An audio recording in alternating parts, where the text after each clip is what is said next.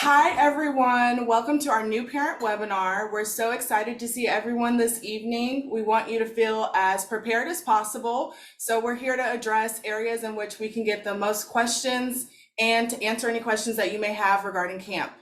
As a few housekeeping items, please make sure that you keep yourself on mute throughout the evening so that way we don't have any background noise or anything like that coming through while we're talking. If you have questions, you can type them into the chat box and we'll have a Q&A session to answer them at the end of the presentation. If we're not able to get to your question this evening, we'll follow up with you tomorrow for sure. You'll want to make sure that you switch to speaker view during the presentation for the best viewing opportunity. Please make sure that you change the name on your device to reflect your own name so that we know who's here as well. We have Catherine and Izzy, our associate directors, on the call with us this evening. We also have Jessica, our director of equestrian operations, and Stacy, our administrative director, and then I'm Jazz, I am the director, and we'll all be taking turns addressing specific areas during the presentation. So we're gonna go ahead and kick it off and get started, and I'm gonna turn it over to Izzy for our first topic.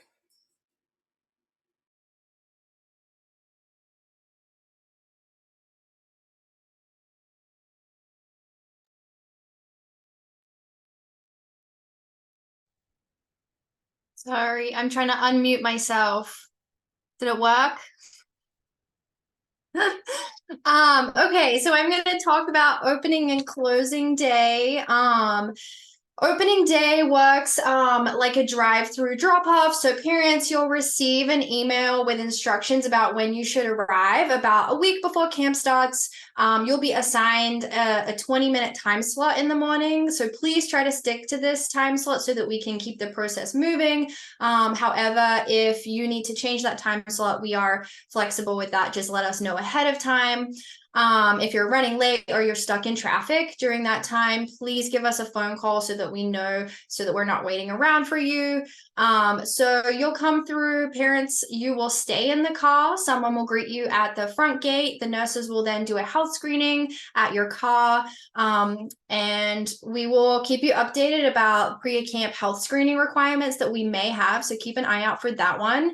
Once your camper is cleared with that health screening with our nurses, you will move on to luggage where our maintenance team will collect it, and then we will proceed to deliver that to your campus cabin.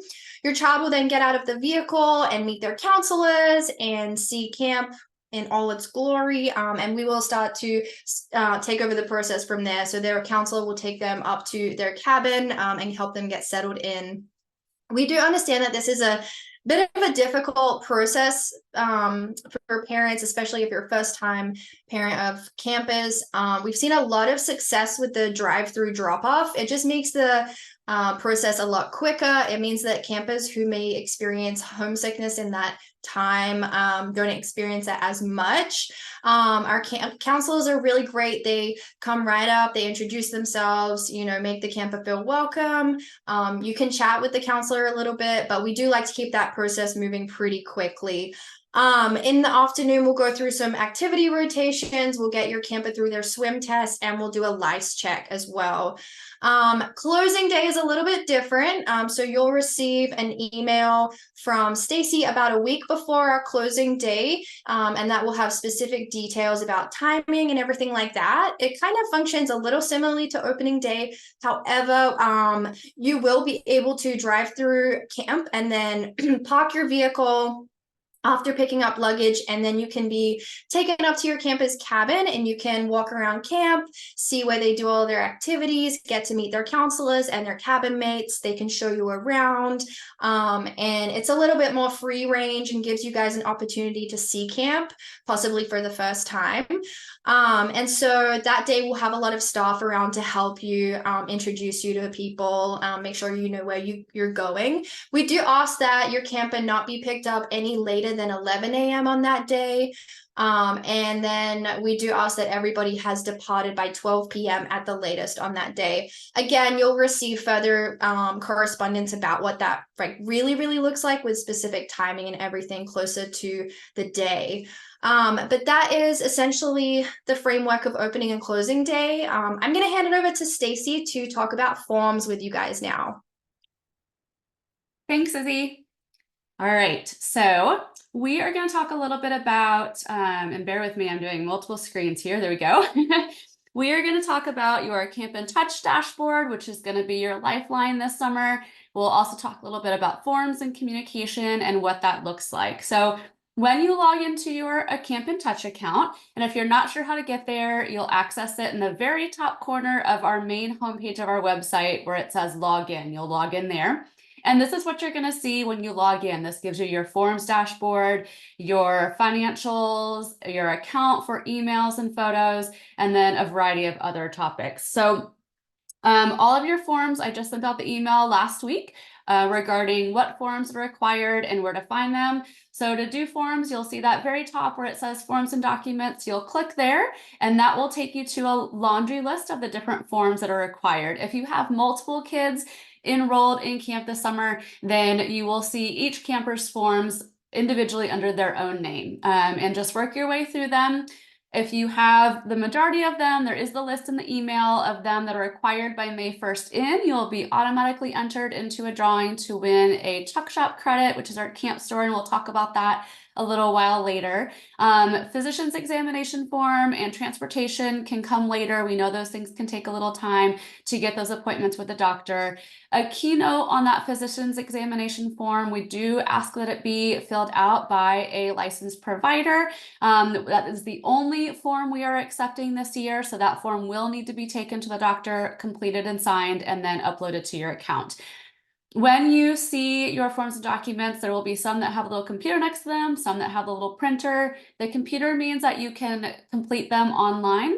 The printer means that they are PDFs that you need to print out and complete, sign, and then scan back in to upload to your account. When you print them out, you're going to see a barcode in the lower right-hand corner, and that is specific to that camper. So when you update that or upload them into the system, they're going to automatically go into the proper place. So that's the best way to do that, is to scan them in, save them on your desktop as a PDF, and then you can upload them directly into the system. Or you can also use the companion app, which I'm going to talk about in just a minute, and you can take a picture of that and it'll put it right into your account as well. So if you have any other questions about forms, please feel free to email us or give us a call. We're happy to answer those questions at any point. So Companion is our app that goes along with the CampMinder system. We call it CampMinder, that's the company. The parent side of that is Camp in Touch. The Companion app is an application you can download on your smart device and gives you a quick and easy access to everything you're going to want in the summer. You can take photos of those completed forms, upload them directly into your account. You can craft emails to your camper. You can see photos, and you will get some updates throughout the summer via what we call micro posts that are just these quick and dirty little snippets of information that will come to you. You can set notifications within the app so that you will get notified on your phone, just like any other notification, that there's something new to go and see. The system also uses a software to, if you upload a training photo for your camper, it will use that software to filter out other photos and will use facial recognition to bring you just photos of your child. So you don't have to scroll through hundreds of photos to see that smiling face. You'll be able to see just your camper. So I highly recommend that you upload that photo into the system before the summer starts. If you wait until after your session starts, it may not work as well. So please make sure you upload that photo before your camper comes to camp this summer. You will also be able to, we're gonna jump ahead here. Okay. So in terms of communication, we are a technology-free camp. So that means that campers won't have any of their smartphone devices, no watches, no digital cameras, nothing that can connect to the internet. The great way to communicate with your camper is to send snail mail, good old-fashioned snail mail. We do recommend that you send it as early as you can so that when you get home, if you are in the June session, as soon as you get home, drop some of those pieces in the mail. Snail mail can take a little while to get here, so we do recommend accounting for that time. We will also have a basket at drop-off for those kids who are going to be here for shorter sessions, like for instance our Key Camp or our June Mini 2-week. You can drop those off on opening day, and then our Tuck Mom will make sure that they get to your camper sporadically throughout the session. And if you want them to go on specific days, just put like day 1, day 2, day 3 on them, and we'll be able to do that. The other way you can communicate with your camper is by our email system. It's called Camp Stamps, and it costs $1 to send a email to your camper and $1 to receive an email from your camper. And when you purchase those Camp Stamps, you'll see back in your Camp in Touch account at the very bottom, it will say Photos and Camp Stamps Payment. That's where you'll need to go to upload your payment information. And then you can see in the middle where it says your account, Camp Stamps 3 remaining, will tell you how many Camp Stamps you need. It is 1 Camp Stamp to send an email, 1 Camp Stamp to receive it, and again, it's $1 per Camp Stamp. So in the email system, you will see it here. We'll also tell you how many Camp Stamps you have. You can select your camper for who the recipient is. So if you have multiple children that are coming, you can specify which camper that goes to. That's the best way to do it because these emails are printed out at lunchtime and delivered to your camper along with the rest of their mail during rest hours. So they are given to each specific camper in each specific cabin. So if you have multiple kids, make sure you're sending one to each one of them. You'll notice at the bottom with the big red arrow, it says, I would like a handwritten e-letter reply with a little box. Please make sure if you want a response from your camper that you check that box. And what it will do is it will print out a blank response sheet with your name and a barcode on it. And the campers will be able to handwrite a response letter to you. They'll learn where to put them at camp. We have a special little delivery box where they will put them. They're collected by myself or my office mom at the end of the day around dinner, uploaded into our system, and then that barcode sends it directly to your account. So you'll be able to see that in your inbox by around 6:30, 7 o'clock each evening. We do mail 6 days a week. We do not do it on Sundays. So you can expect to receive something should your camper respond. Sometimes they do and sometimes they don't, but those will come in the evening. And that is a great way to stay in touch with your camper if you would like. We also ask that no packages be sent. We don't deliver them to kids, only flat envelopes and letters. Should a package come in, it will be held by our tuck mom and the kids will be able to, they will open it with the tuck mom to see if there is a note or something inside. They'll be able to keep that note, but the rest of the box and the contents will be held for them and given to you on closing day for them to take home. So please don't send any packages. Please also remind aunts and uncles and grandparents about our no package policy as well. However, we do offer a system through a local vendor where you can send in a decorated watermelon and or a fruit basket. They're very popular. Cabins love to have watermelon parties. This kind of gives you an example of what it looks like. So you can go onto this page. I'll drop a link in here near the end. It'll also be in the parent handbook, which we'll send out later this spring.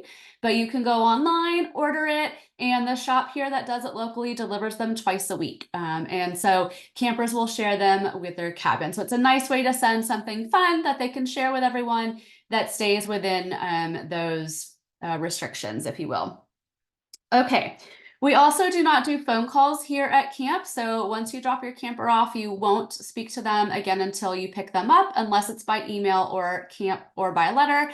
However, if they happen to have a birthday here at camp while they are here, they will get a quick 5 to 10 minute phone call home that morning to be able to say hi and get a happy birthday from you. So look for that if your camper has a birthday while they're here.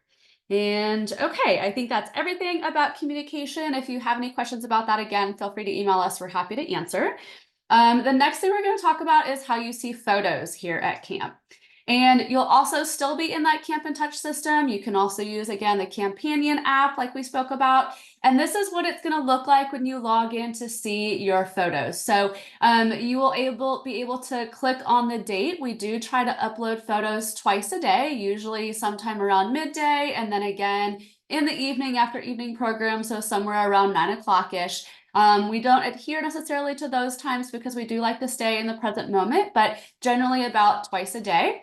And the photos will be labeled, for instance, like that one says August 10th morning, and then August 10th evening, and then August 10th a different, if there was a special event, then it might have its own special folder. So you'll be able to keep track of what day is what and be able to see what photos you've seen and what you haven't. You can also favorite them. You'll see down here at the bottom of the screen, there's a red arrow pointing up to favorites. You can favorite your photos to be able to purchase them or purchase whatever you might want from the system. You can also click on that second arrow where it says My Camper and be able to see those photos that were filtered out using the facial recognition software. So you can just see photos of just your camper. That's going to pull anything where your camper's face appears, even if it's a big group shot. So it makes it really easy to be able to see those quickly and easily. Okay. All right, so now I am going to hand it over to Izzy to talk about all things medical. Okay, I am not our nursing director, Eleanor, by any means. And unfortunately, she couldn't be here tonight to talk to you guys about how our infirmary and our medical team operate at camp. But I'm going to do my best to give you some information about it. Stacy, if you want to click to the next slide, sorry.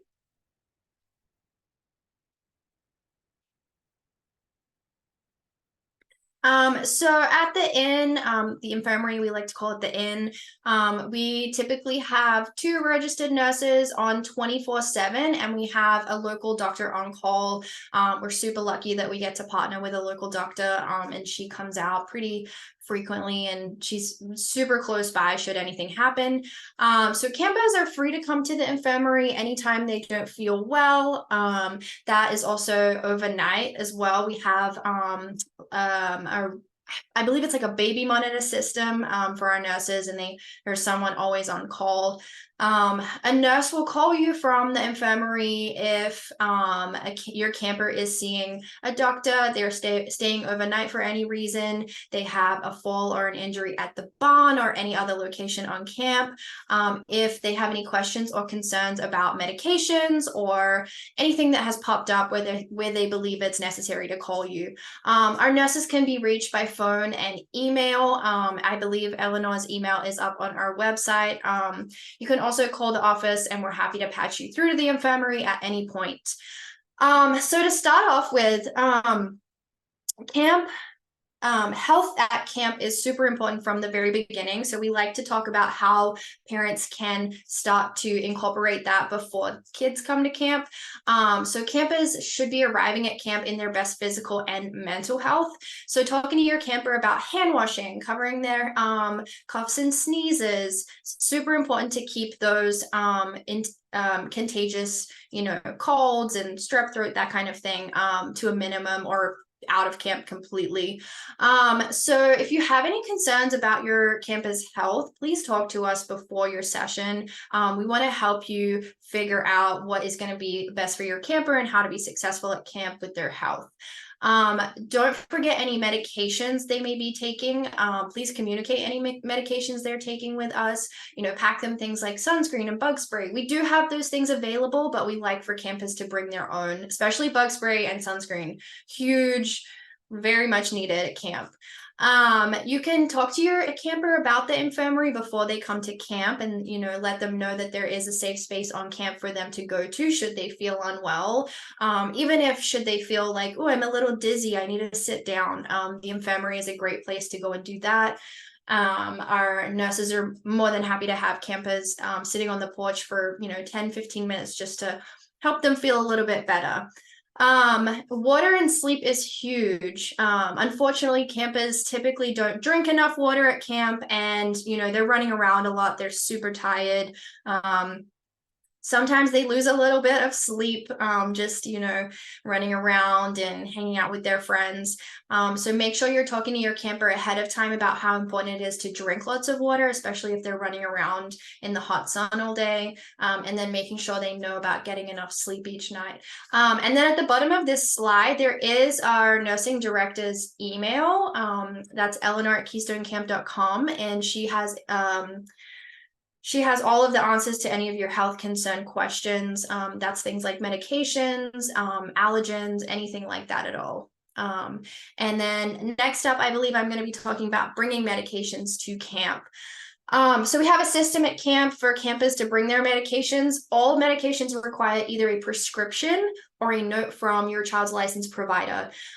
This includes anything that you are wanting us to administer for your camper. So that's things like over-the-counter medications, vitamins, supplements like melatonin, anything like that. It still needs a licensed provider's note or prescription. All medications need to be brought to camp labeled with the camper's first and last name and placed in a gallon Ziploc bag.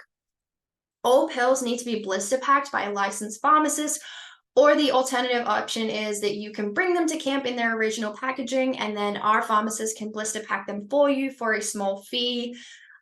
When you arrive on opening day, like I spoke about, a registered nurse will meet you at your car. They will review the medications that you've brought with you. That includes those over-the-counter vitamins, etc., and prescription medications, just to best understand how to administer them to your child. Any unused medications will be returned on closing day. Medications are given before breakfast, at lunchtime, and after dinner time, and then before bed. So please make sure your child knows when to get their medication and communicate to them clearly, what time of the day do you need to take your medication, especially if it's one that's more frequent. We do have a lot of campers that know they're supposed to get medication but will forget, or they go at the wrong time, and that's perfectly fine. Sometimes our nurses will track them down in the dining hall and say, hey, I didn't see you before dinner, like come get your medication. So our nurses are very good at keeping track of if a camper has missed their medication. Any emergency medications, for example EpiPens and inhalers, like please send them with your camper. Have them labeled clearly with your child's first and last name. And again, our nurses will speak to you about those when you arrive on opening day. We do want you to add your camper's photo and any allergy info that you have on them. It is super important for us to know that so that we can protect them, and then should anything happen, that we can treat them appropriately. I believe that's everything about the infirmary and medication. So I'm going to hand it over to Jazz to talk to you about homesickness. Yes, so homesickness is something that we see at camp every summer, and there are ways to prevent it, even though it is normal. And there are a lot of different tactics and strategies that I'm going to cover with you guys about how to prevent homesickness, how to help homesickness, and things that are not helpful in the event that your camper is homesick. We understand and know that making the decision to send your child to camp and to leave them with us, whether it's for 2 weeks, whether it's for 1 week, whether it's for 3 weeks, whether it's for 4 weeks, is a very scary decision to have to make. And we know that the amount of responsibility that you are trusting us with and the amount of trust that you're giving us is huge. And for the first time, it's a position where you're unaware of what your child is doing exactly in that moment, where they might be, what they're up to. It's kind of putting you outside on the outer realm of what they've got going on. And we know that it can be overwhelming, and we want you to know that we understand, and we thank you for trusting us with the opportunity to look after your child and be able to be a part of their wonderful camp experience with us.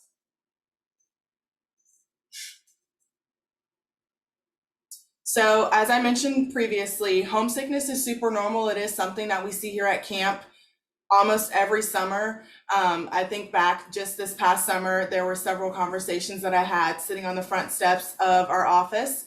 And so knowing that it's normal and making sure that you are communicating things that you can do to get them ready for combating that feeling is so super important. And 95% of campers report having some feeling of homesickness.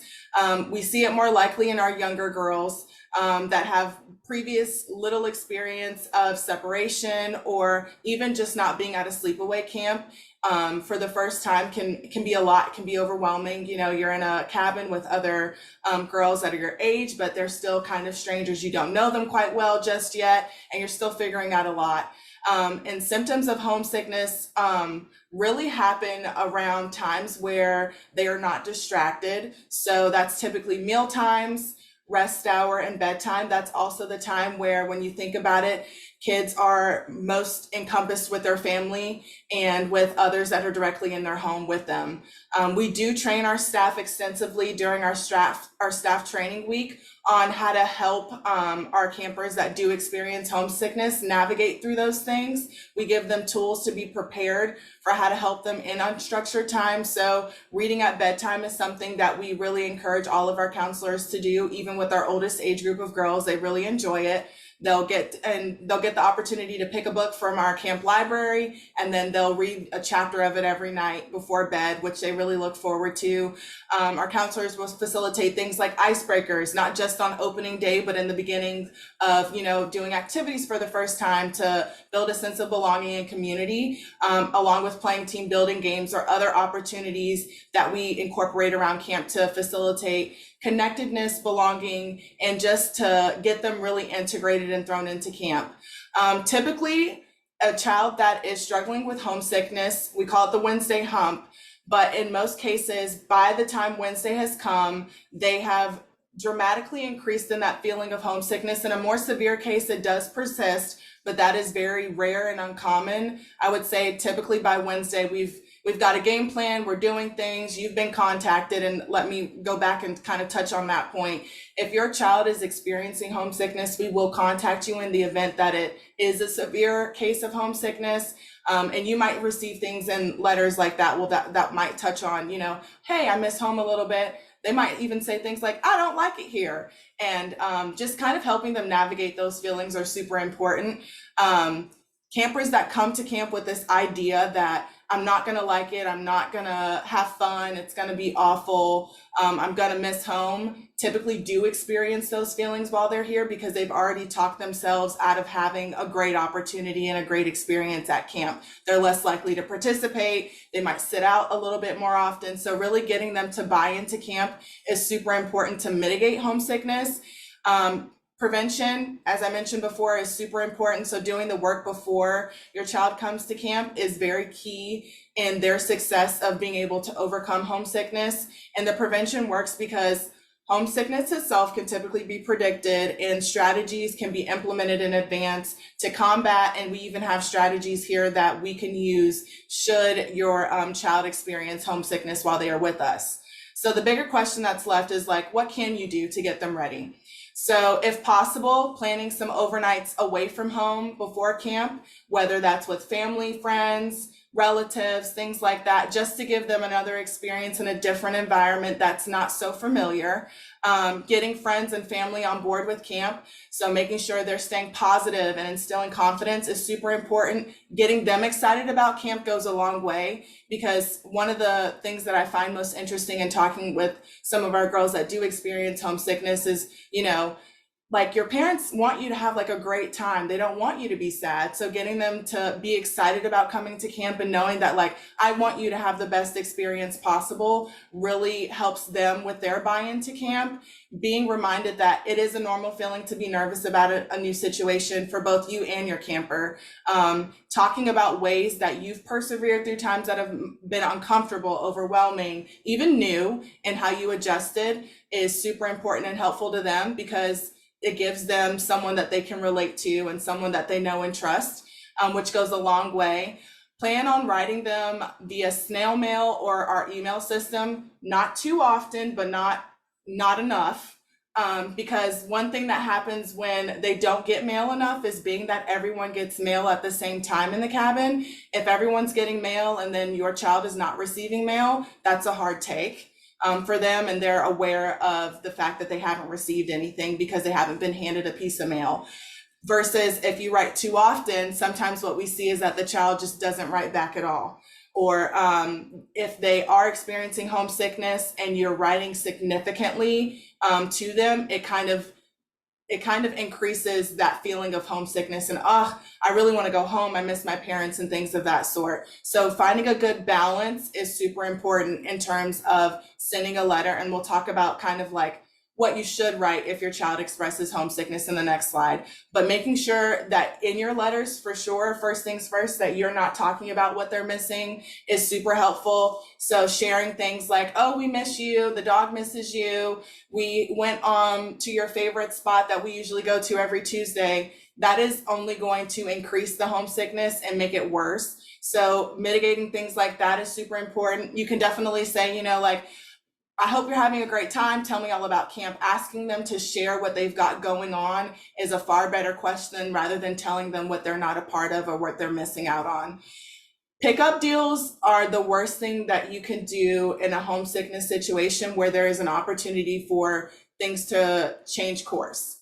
I like to believe that every camper that does experience homesickness, and it's unless it's extreme, which I've only seen maybe like 2 to 3 cases in the time that I've been here, and had to interact and kind of figure out how to help them. But in most cases, there is a way to turn the homesickness around. There is a way to pivot to, you know, change early enough in the camp session for them that they still end on a really high positive note. So pickup deals essentially negate the opportunity for that to happen, because a pickup deal says to your child, you know, like, I am gonna come get you if you make it to Friday because you just made it to Friday. It kind of sets them back in terms of being willing to try something new, having confidence in them to try something new, especially being that it is a normal feeling. I personally, myself, my first year I came to camp was homesick. I remember crying in a little bunk, and like, I'm back going into my 8th summer. So when I say that homesickness is normal, it is very much normal, and it is something that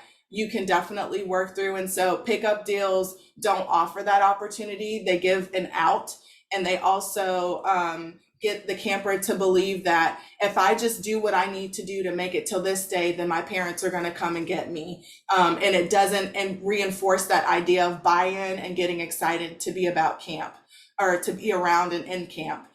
So instead of telling your child, you know, I will come get you, if they ask, you know, will you come get me? You know, it sounds like you're nervous about camp. And remember that these feelings are normal. I know that you can do this. I know it's hard. Re-encouraging them through a letter, or even sitting on the phone with me, any of our associate directors, Izzy, Catherine, we are more than happy to take the time to sit down with your child and help them navigate homesickness to the best of our ability. And should we feel like, okay, it's really not working, we'll touch base back with you, but definitely gathering and partnering with the parents, the staff, our staff members who are their counselors, and then the child themselves is always something that we like to do before really going to that last resort of, yeah, let's send you home. Because like I said, it's normal. It's something that can be overcome. It's uncomfortable. It's new. It's overwhelming even, but it's not impossible. And as someone that, like I said, this past summer, I'm thinking back to the conversations that I had, you know, those kids that I did talk to, none of them went home. They stayed, things turned around, they had an awesome time. By the end of camp, they were smiling ear to ear, having a blast. It does take some time to work through, but they can all do it. And we believe in them, and we'll give them the tools to be successful in doing so. So I'm gonna go ahead and pass it over, and we can touch back on any questions about that in the Q&A later, but I'm gonna pass it over to Jessica.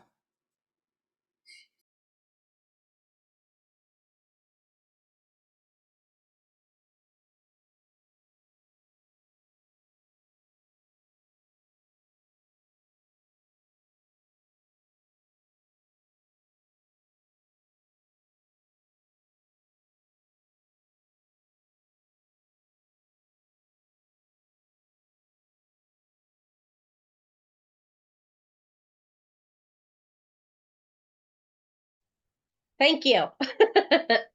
Sorry, I had to ask for permission to be unmuted. They do that to me around here sometimes. So, nice to see everyone. Thanks for taking the time to come out. My name's Jessica Page. I am the director of everything horse here at camp. So, we like to chat a little bit about this specific activity that we offer. One reason is because it is probably the most popular activity at camp. All the girls love being at the barn. There are some things that we like for you to know before coming to the barn and before coming to camp to kind of better prepare your camper for her time here. So let me tell you just a little bit about our horseback riding program. We focus mainly on a hunter seat style of riding, so English riding, which is very popular among most of the girls here. Most of our horses that we have here at camp we own. I actually am a year-round employee. So I have a program that runs during our off season. So a lot of the horses that we use in camp are here year round. So they're staying in a program here, they're getting ridden. So they're ready to go for camp whenever it rolls around as well.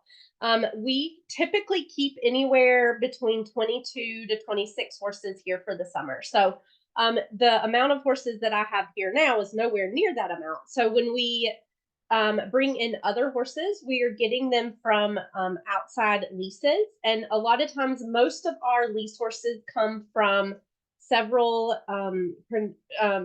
really, really nice and very well educated training programs that are in university programs. So University of South Carolina, St. Andrews University are a few of the places that we get our horses. So they're very similarly ridden at their university programs, so that whenever they come to camp, they're used to being in a very similar program. They've been ridden. They're ready to go into a lesson type situation. So I take a lot of time and spend a lot of effort in fitting horses to our program that the girls can learn on, but more importantly, are safe for them to ride. So another part of our program that we do is called horsemanship.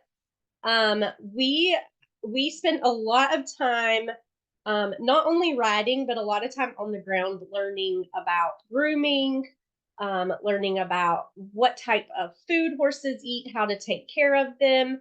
We pride ourselves in that our program for the horses is very comprehensive. We want the girls to leave here at the end of the summer not only good horseback riders, but good horsewomen. So we want them to come in and feel like they've learned everything about horses that they possibly can when they leave for the summer. So if they come home horse crazy, that's probably why, because they've learned everything about the horses. So let's talk a little bit about the horseback riding form that you've probably seen that has come up for you to submit for your camper. So the horseback riding form is a very important form for you to fill out sooner rather than later for your camper before she comes to camp. I spend many hours, many days setting up and going through all of those forms one by one. And the reason that I do that is because it asks specific questions based on not only your camper's skill level and what they want to get out of their time here at the barn, but also any apprehensions that they may have, so that I know kind of where to place them in specific classes and who needs a little bit of extra attention, who is super excited to be here, and things like that. So be sure to get those forms in sooner rather than later. I've already started kind of going through the ones that are coming in that are going into the June session, so that I can be very prepared and that your camper is put into the correct level and the correct class, so that she can get as much of her time at the barn as possible. So another thing that we can chat about is some things that you might want to send with your camper if she plans on being at the barn any this summer. It's in the summertime, it's kind of hard to think about packing long pants. But in order to ride here at the barn, we do ask that they have some type of long pants with them. So shorts are not ideal to ride in. They might ride in them one time and they'll never want to ride in shorts again. So any kind of pant that covers the entire leg. It can be, I think in this picture, we have a picture of actual riding pants. If you want to get a pair of those, we can provide you with a link to a couple different places online that you can buy them. It's not necessary to have riding pants. Any kind of jeans will work. Even leggings work as well, as long as the leggings go all the way to the ankle. The leggings work just as fine too. Sometimes those are a little bit easier to get on when you're running from the swim lake trying to change out of a wet bathing suit into pants. So the other thing that we ask for you to send is a pair of riding boots. The picture on this page is a great example of what a riding boot would look like. If you don't own a pair of riding boots, they're really inexpensive to buy. And really anything that you have for your camper that has somewhat of a 1/2 inch heel, and then little to no tread on the bottom. So hiking boots are not ideal. We want them to be able to put their foot in that stirrup. And goodness forbid if anything were to happen, and we want her to have to be able to pull that foot out of that stirrup really easily. And a lot of tread on the bottom of a hiking boot it prevents that from happening. So safety first.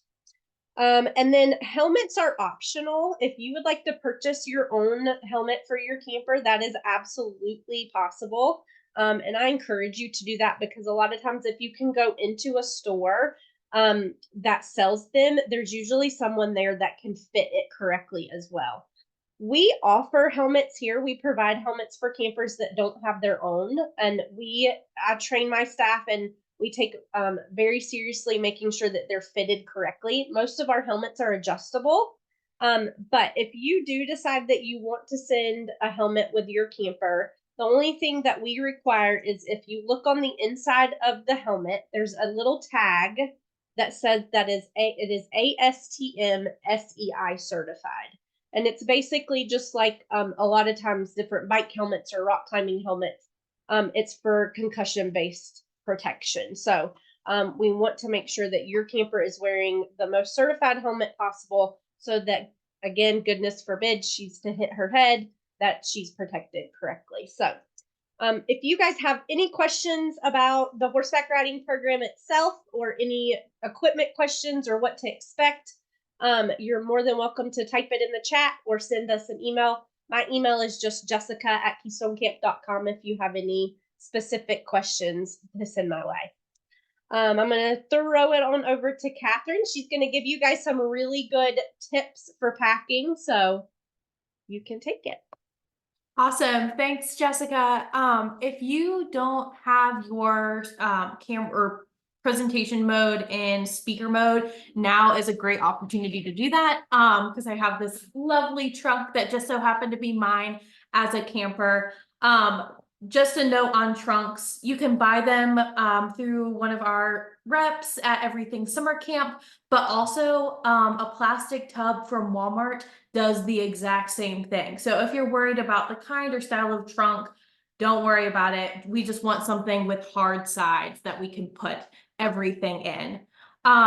If you are coming to one of our key camp sessions, not all of these things are going to be applicable to you because you'll be here for a shorter period of time. So things like a double set of sheets, that's not going to be necessary because you'll only be using them for a week. So campers can bring a trunk or a box of some kind and a duffel bag. We really want to make sure that both of those things are labeled properly. So that way, if for whatever reason they get lost in the shuffle of opening day, we do a very good job of making sure they get to the cabins. But just in case, we can see whose it is and who it belongs to and make sure that it gets to the right cabin.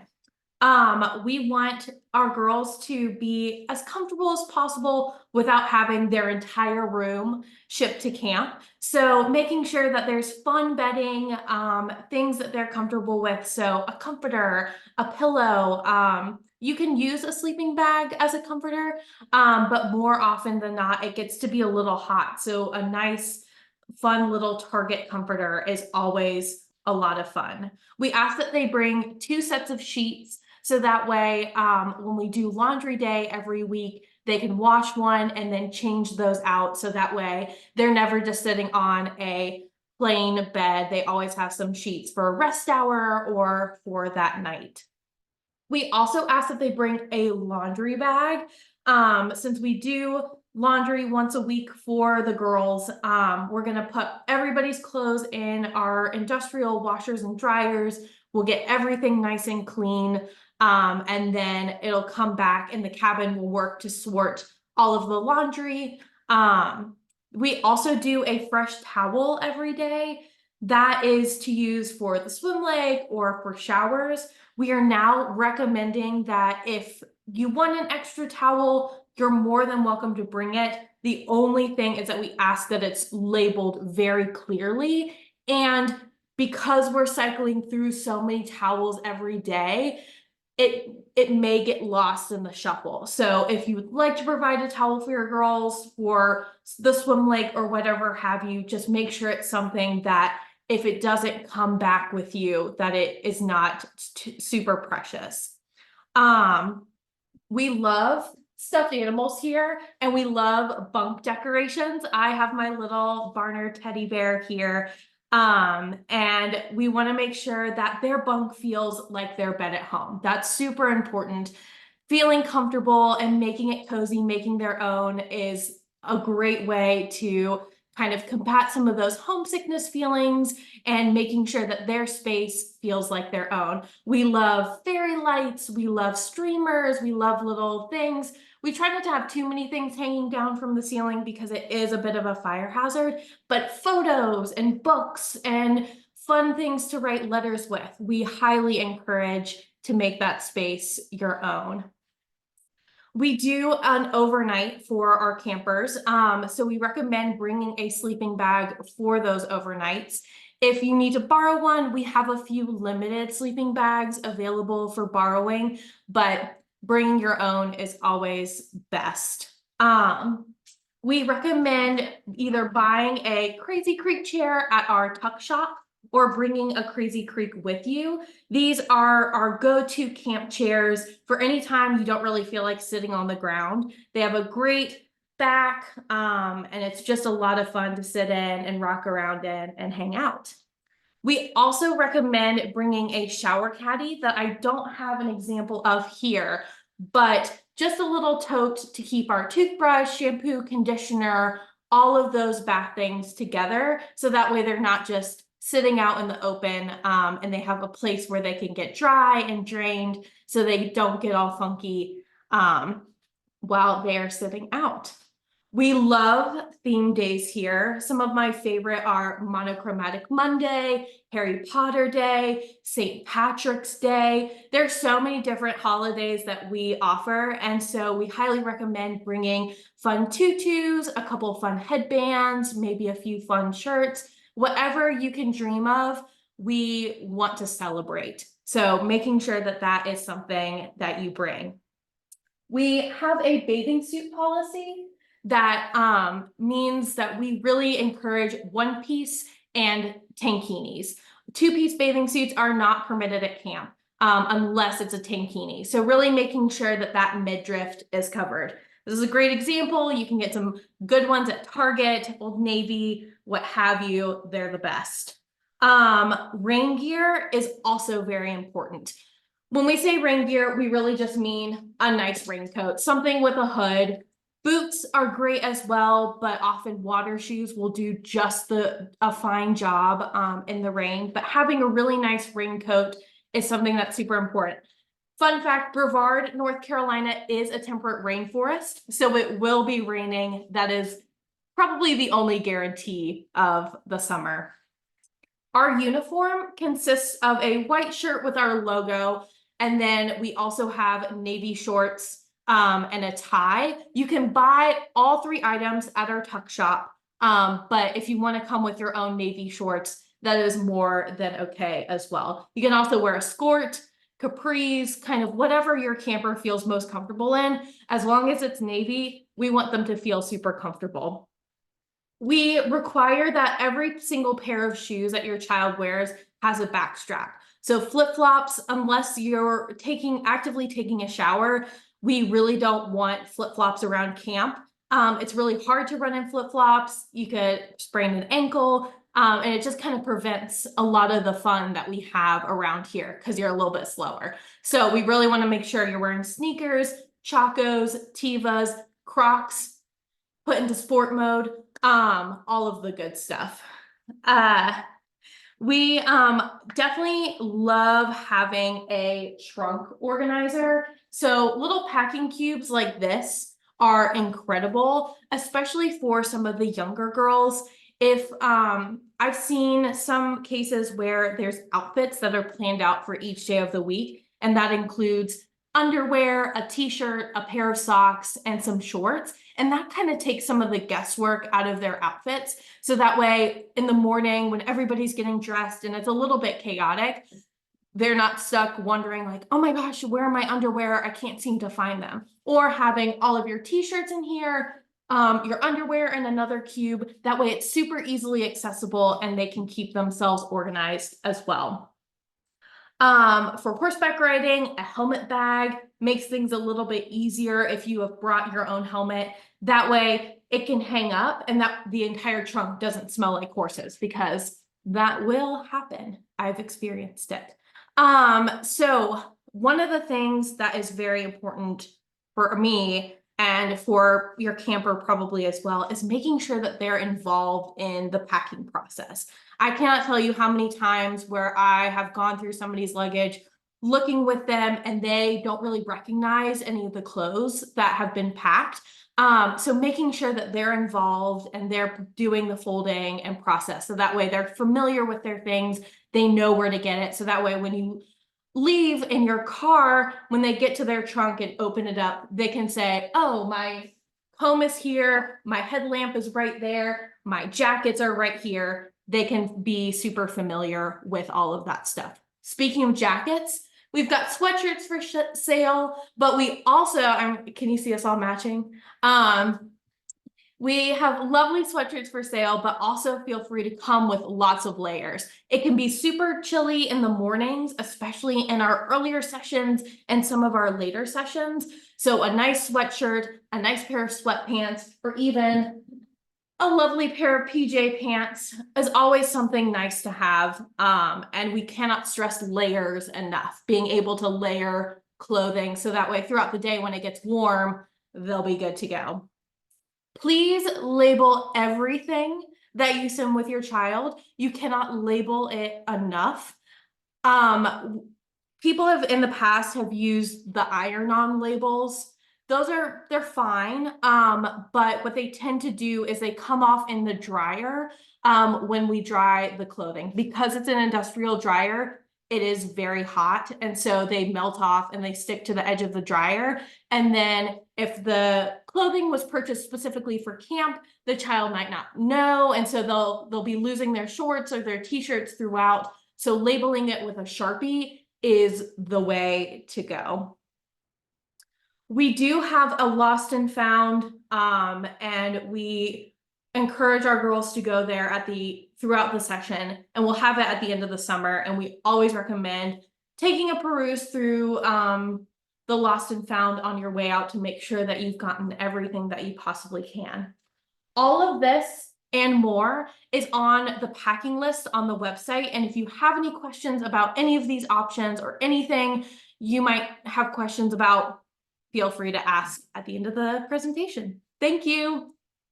Passing it over to Izzy to talk about all of the lovely merch that I just talked about. So as Catherine mentioned, we have something called Tuck Shop. Tuck Shop happens twice a day. It is our camp store. So the first time it happens is after rest hour, and that is when your camper can come and get a snack or a drink, a little pick-me-up after they've maybe taken a nap during rest hour. They can get one snack and one drink, or just one drink and one snack. It's up to them. And then our second tuck happens during free time right before dinner. This is the most exciting time, I think, because this is when your camper can get to pick up some fun merchandise, pick up their fruit baskets, their watermelons that you've sent them, and they can also get little things that they may have forgotten or that they have used and run out of. So things like shampoo, batteries, a notebook, a torch, a flashlight, But in terms of merchandise that is available at the camp store, a couple of things that are super important for you guys to remember and things that are necessary for your camper are that uniform shirt. Again, that is a white polo shirt with the Keystone Camp label on it.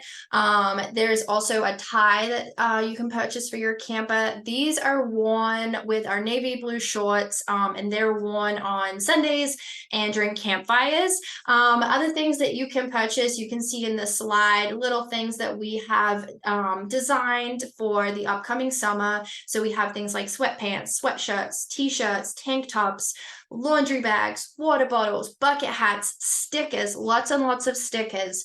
And these will all be available in the tuck shop this summer. They will also be available during our spring pop-up shop for pre-ordering. That will open in mid-April.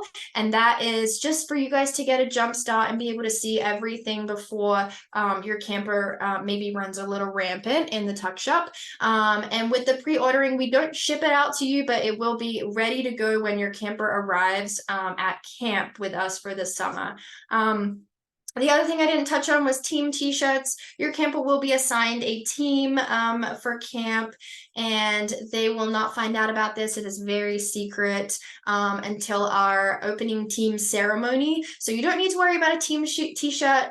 They can always purchase one at the tuck shop once they know what their team is.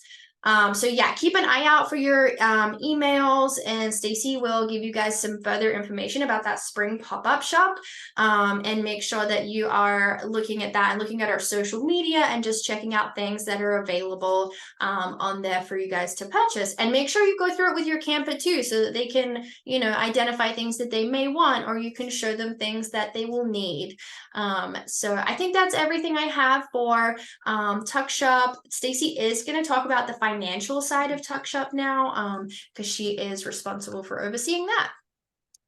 Great, thank you, Izzy. And just a side note, you guys are getting to see that shirt of the year, the first ones to see that this year. So that's really exciting. And as far as money goes, you don't need to send any money with your camper to camp. We do everything here behind the scenes. When your campers go to Tuck Shop and get any items, they will be added into your account.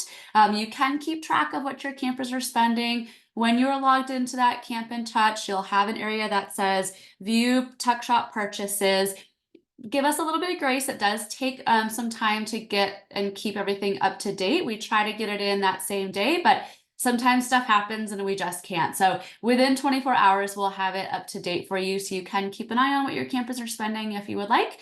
And if it does start to feel like they're getting a little bit out of control, you can always give us a call and we can kind of help keep them in check. I always recommend having a conversation with your camper about what is an appropriate level of spending for your family and what that looks like and what that actually means, so that they can have a little bit of an understanding about not buying maybe one of everything in the store. So we will enter everything into your account. You will get an invoice on closing day as part of your go home packet.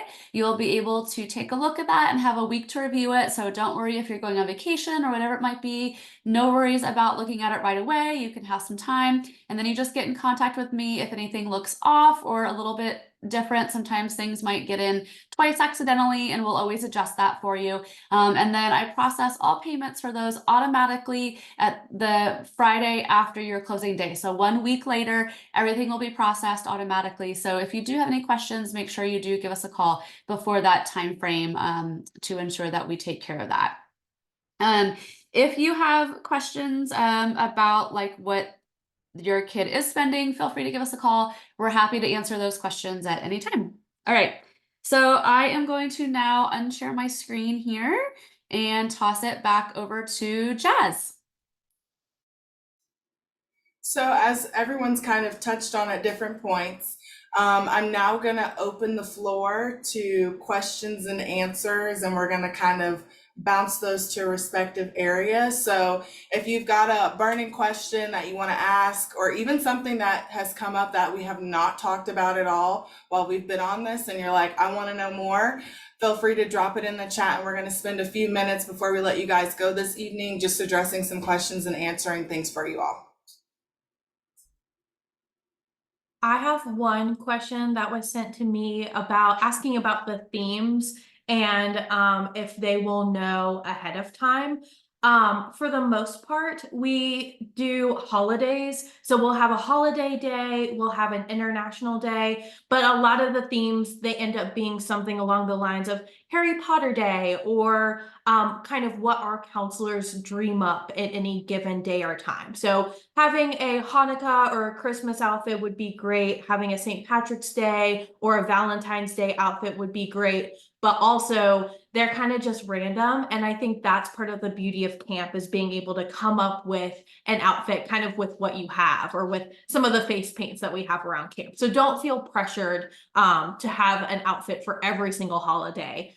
We've got some really creative girls around here, and we can come up with that with anything.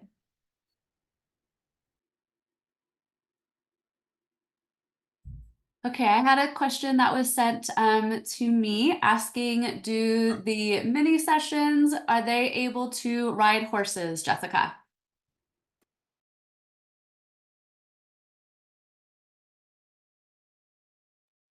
Sorry, yes, they do. Let me get over here to unmute Jessica here. There we go. Thank you. Yes, our mini campers do get to ride.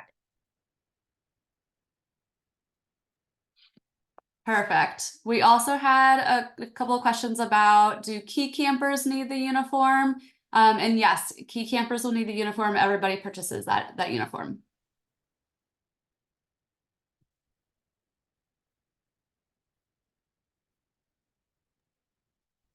Okay, I'm getting lots of questions here into mine, so I'm gonna toss them out for some folks to ask them, answer them. So let's see. Are campers allowed to bring portable battery operated fans?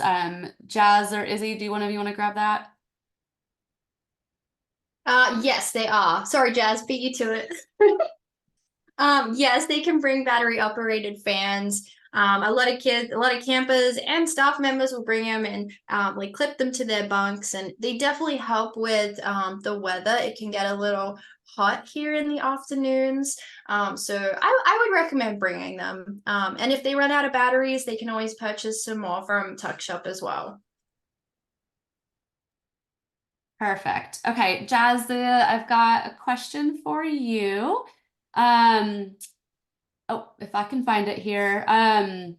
Can you talk about how many girls are in a cabin, and if there are bathrooms in the cabin, and what that looks like? Are they private? Are there several stalls, and the showers as well? Absolutely. So our campers in a cabin kind of depends on the age group and then the size of the cabin itself. So our smallest cabin size is 8. And then with our older age group, we see that number kind of increase a little, like almost double, to where we might have 15 girls in a cabin. But generally for our younger campers, they're in groups with 8 to 12 other people in a cabin with them. And to combat the increase in camper to staff ratio, in a cabin where we have 8 to 10 kids, there will be typically 2 counselors. But in a cabin where we see higher numbers like 12, 14, 13, we'll have at least 3 counselors in a cabin with them to help divide that ratio to kind of keep it more 4 to 1. In terms of bathroom and what that situation looks like, we are fortunate enough at camp that we have toilets, sinks, and showers all in the cabin with our campers. Sinks are out kind of at a public access type of situation, but showers are individuals with doors, and then bathrooms are also individuals with doors. They are typically side by side, but there is privacy. So your child will be able to go into the bathroom, close the door behind them by themselves, similar to what they would see in school, where they go into kind of a main area where the bathroom is, close the door behind themselves, and then leave. And there's typically 2 sinks, 2 showers, 2 toilets, with the exception of some of our older cabins that might just have 1 shower. But you'll typically see 2, 2, 2 of everything. Awesome, thank you. Okay, I'm going to grab these next two questions here. Someone asked what the range of drop-off time slots. You will get your specific time about a week out, but typically our gates are open from about 9:15 to 11:45 in the morning. So you'll want to plan on definitely driving up early. If you have quite a distance to drive, we might recommend coming in the night before. There are lots of Airbnbs and hotels and cabins and places to stay here in the Brevard area to choose from. And then the same on closing day at roughly about 9:15 to 11:30 or so, but you can come at any point in time that you want on that closing day. So opening day is the only time where you get an assigned slot, and that just helps keep it moving fast and efficiently. And in relation to that, someone asked when you find out your bunks. Because there are so many moving parts to that, you will find out your bunk when you arrive on camp property. In fact, when you come through the gate, you'll get a car tag, and that car tag will have your bunk on there, your cabin, excuse me, on there. So you'll learn that when you arrive at camp. Okay, Izzy, do we need more than one uniform, and when can they be purchased? I would say you don't have to have more than one uniform. It is always helpful for your camper to have two, I would say, in case they spill like spaghetti sauce on one or something like that. Just because they do need it at campfires and on Sundays. It is our required uniform on those days and those times. You'll be able to purchase those during the spring pop-up. So mid-April, you can get a jump start on that and make sure that your camper is going to arrive at camp and know that they will have uniform shirts and shorts and a tie ready for them. Alternatively, they can buy them once they get here, but I will say that that opening day for campfire, they will need a uniform. So if you want to ensure that they know they have it, I would go ahead and pre-order a uniform shirt at least. If you can't find navy shorts that you want to send your camper with, you can purchase them from the spring pop-up shop again. And then the tie, absolutely pre-order that as well, just so you know that they have it and they don't have to panic on that first opening day of, oh, I didn't know there was a uniform. I don't know how to get one. I don't know what it looks like. Because it's always helpful for your camper to know what is going to be ready for them and what it looks like and how to identify it. So that's my recommendation. They can purchase a second uniform shirt later on down the line if they need one. Yeah. Perfect, thank you. Okay, we're gonna do a couple more questions and then I'll throw it to Jazz to wrap us up in the next 3 minutes by 7:40. Catherine, are trunks a must? And do we have any suggestions for cameras? Like, can kids bring them? Perfect. That's both great questions. Trunks are not required. We do say something with hard sides. So something that's not going to collapse in on itself. So bringing 2 duffel bags isn't necessarily the best. It's, if that's all you have, that's totally fine. But having something that's going to stay open so that way you can see all of your clothing and all of your clothing options and you don't have to like pull everything out in order to be able to find a t-shirt or something along those lines is really helpful. I had a counselor who just had a big Rubbermaid tub as her trunk, and that worked perfectly for her. This trunk is from, I am blanking on the name, but it is on our website, and you can access all of the trunk and all of the stuff. But Amazon, Walmart, Target all have great options as well. Cameras, we love the like Instamax, Polaroid cameras or disposable cameras. Those are great. Anything digital is not allowed, and we will, if a camper comes with them, that's totally fine. We'll hold it in the office until the last day, and then they'll get their digital camera back with them. It operates in a very similar way to like cell phones, that kind of thing. Perfect, thank you. And I'll just add to that we do have a lot of information on that packing list. It's on our website. We are doing some updates to that. We do every year just to make sure it is up to date. We'll do those in the next month, and we'll release that along with our parent handbook updated for 2024 in your Camp in Touch. And I'll send out a big email letting you know when it's available sometime in mid-April. So look for those. Okay, that is all the time we have for questions. I'm going to toss it over to Jazz now. So I just want to thank all of you guys for joining us this evening. We hope that we've answered a lot of your questions and helped you feel a bit more prepared to send your daughter to camp this summer. We look forward to seeing everyone on opening day. And as always, please give us a call if you have any questions or concerns about anything that we've talked about or just something that's a little bit more specific to your camper. Have a great night, and we'll see you guys this summer.